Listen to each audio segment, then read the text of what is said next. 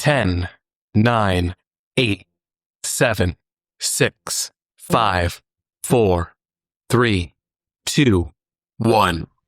Welcome back, my beautiful souls, to Becoming with Erika, a space where we heal out loud, grow through it, try to break us, and become everything we are meant to be. And if this is your first time here, welcome. I'm so glad you're here. Today's episode is Healing Requires Distance. Sometimes the most loving thing you can do is walk away. I want to talk about something that can be incredibly difficult. Healing requires distance. Sometimes we think healing means staying, trying harder, giving one more chance, hoping this time it would be different. But sometimes the very thing you're trying to heal from is the very thing you're still standing inside of. You can't expect a wound to close if it keeps getting reopened every day. Sometimes healing begins the moment you remove yourself from what keeps hurting you. Now, I want to be really careful here. Distance isn't always about cutting someone out forever. Sometimes it's physical distance. Sometimes it's emotional distance.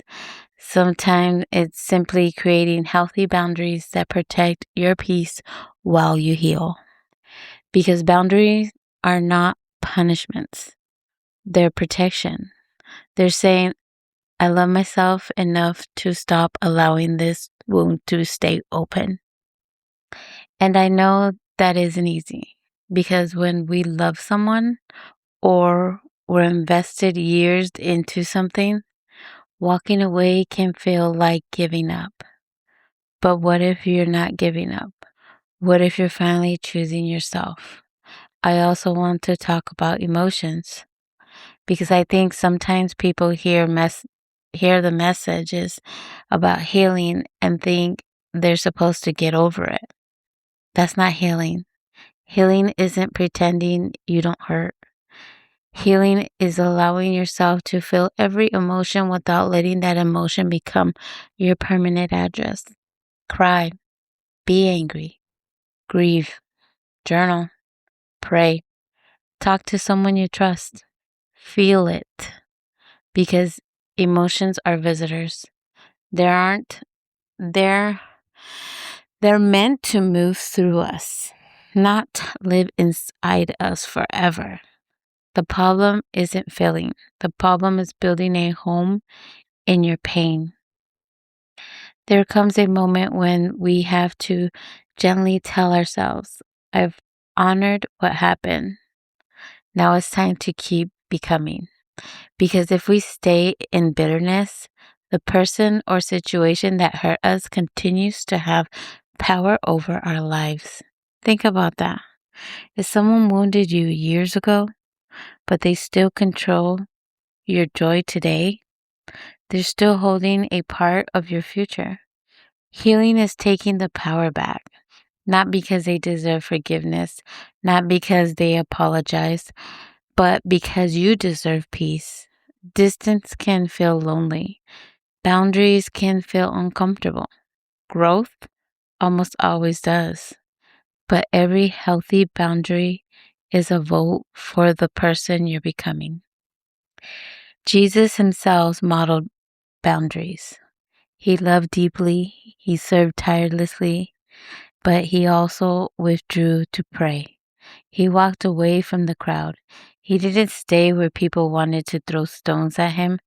He knew that saying yes to his purpose sometimes meant saying no to the other people's expectations.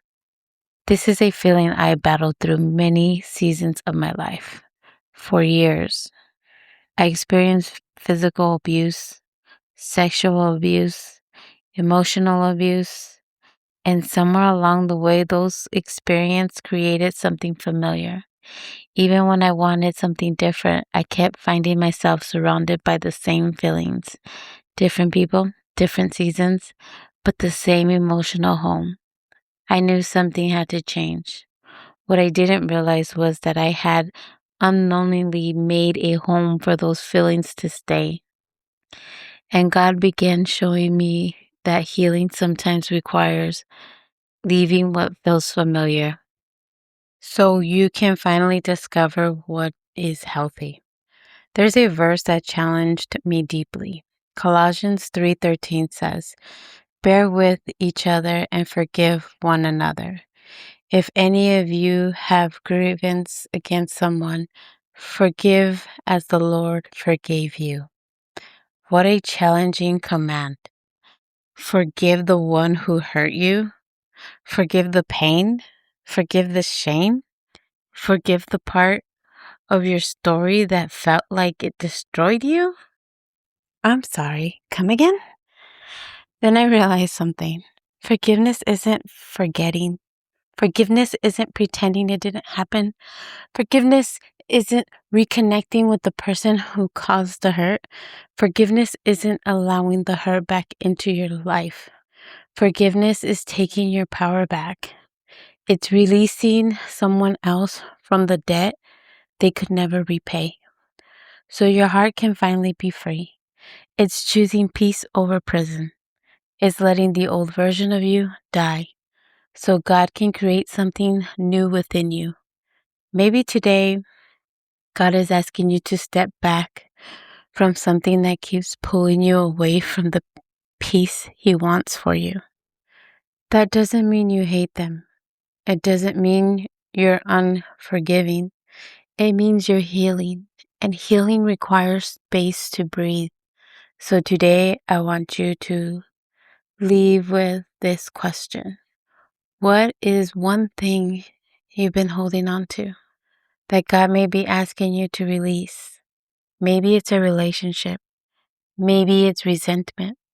Maybe it's a habit. Maybe it's a version of yourself that no longer fits who you're becoming. Whatever it is, remember this. You're allowed to protect your peace. You are allowed to set your boundaries.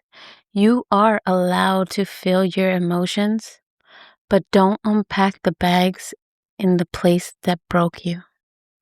The familiar isn't always the safest place.